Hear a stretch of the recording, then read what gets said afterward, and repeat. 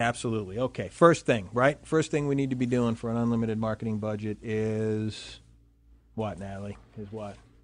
Testing and measuring. Testing and measuring. I knew that one.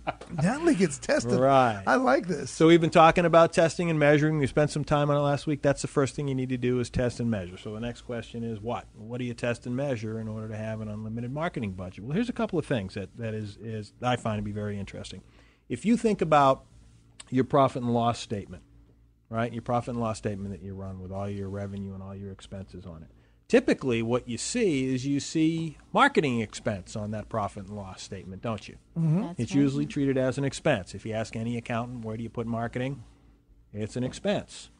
Well, how we coach our clients is that marketing is an investment, as long as you're testing and measuring. Which it should be because it is a return. For every dollar that you spend, you should get a return. Right. So wait a minute. So if you're getting more money back than you invest, then you end up with a net profit, right? Mm-hmm. And that net profit continues to feed your marketing budget. And guess what? You've got an unlimited marketing budget, because if you know that every time you invest $10 in marketing, you're going to get $15 back, how often would you make that $10 investment, Mike? As often as you could. As often as you could, right? Right. So what are the things that we need to focus on in order to make that happen all the time? There are two things that we need to focus on in order to have an unlimited marketing budget. The first thing is acquisition cost. What does it cost us to acquire a client? That's the first thing, and we'll talk about how you figure that out in a minute. So acquisition cost is the first thing, and then the second thing is lifetime value of a client. How long, once you get a client, do you have them, and how much money are they bringing in over their life? Mm-hmm. Those are the two components that we need to understand and work on in order to make sure that for every marketing dollar we spend, we're getting more and more and more back, and in which case you can spend as much money as you can get your hands on in marketing, because you know it's going to give you a return. Sure, absolutely, and that makes absolute perfect sense. So simple stuff. So the question is, I ask our listeners, how many of you know the acquisition cost of one of your clients? We need to know that. How do you figure it out? All right. Well, the very easiest way to figure it out in a macro sense, to get an overall picture, is you can take a look at your 2007 financial statements and go down that line that your accountant's go down line by line in your P&L and find that marketing expense line. And then go into your QuickBooks or go into your database and find out how many new clients you added to your client database last year and do the division. Mm-hmm. See, it's either addition, subtraction, multiplication, or division, Mike. So you and don't again, have to be scared. I'm not drawing triangles or. Mike's going white here. And the word isosceles does not enter into the picture. It does not. You take your total marketing dollars divided by the number of new clients. That's your acquisition cost for a new client. So you've got that number. Now the key is to reduce that expense, obviously, as low as you possibly can make it, right? But it's just like in the whole grand scheme of things under testing and measuring, you got to know where you're starting in order to reduce it.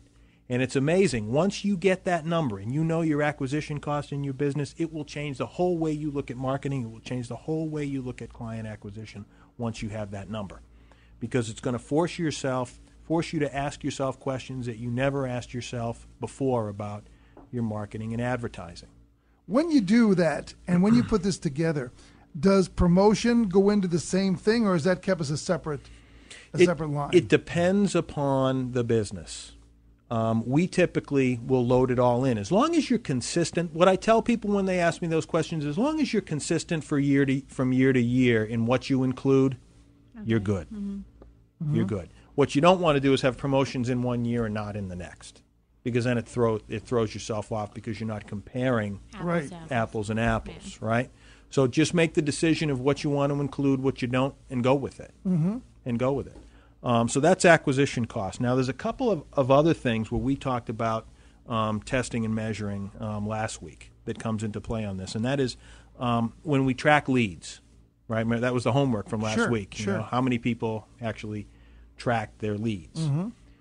Not only do you have to track the number of leads that you get, But if you've got 4, 5, or 6 lead generation strategies out there, you have to ask the second question, which was the second part of the homework last week: where did you hear about us? Because we have to assign those leads now to lead generation strategies and marketing campaigns, right? Because we can do it, we can calculate acquisition cost on a macro basis. Right. But And you we- need to know on the micro, the smaller scale, Right, what's on the- working. Right. So if we generated,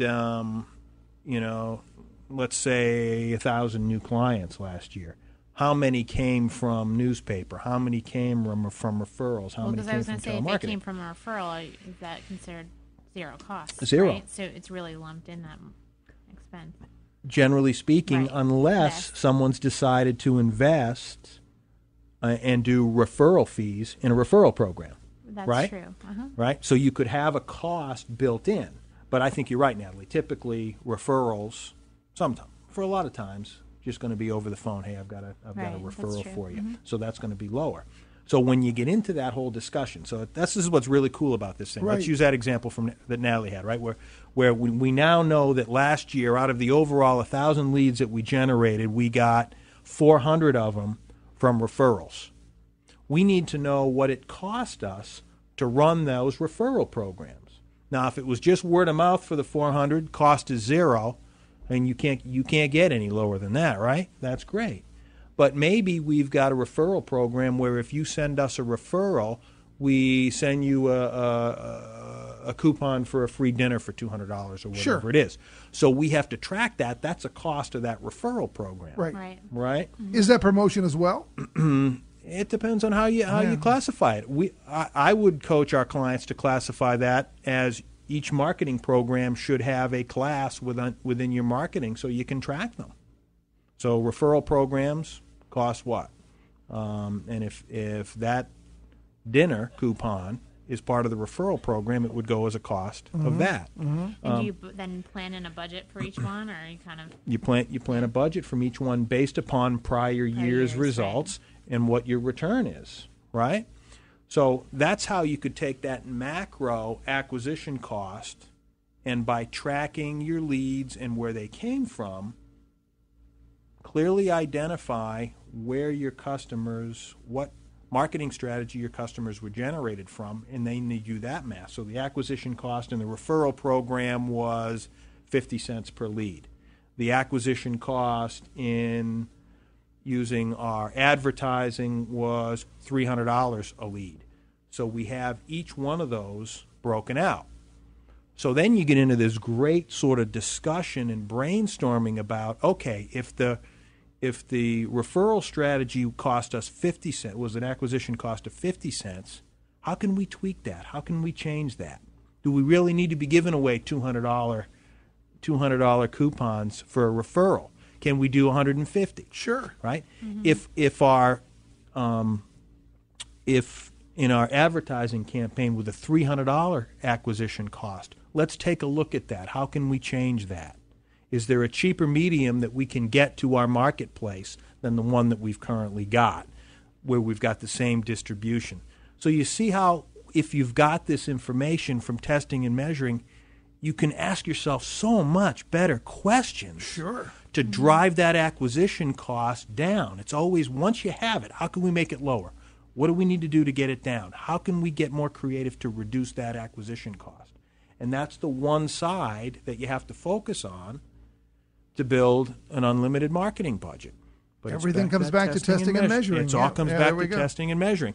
And the other side is lifetime value, which is the one you've got to increase as much as so possible. getting a repeat customer, or how long does that client remain Right. a client? Exactly right. So the question to our listeners is, do you know the average amount of time your clients stay with you and buy from you on a regular basis?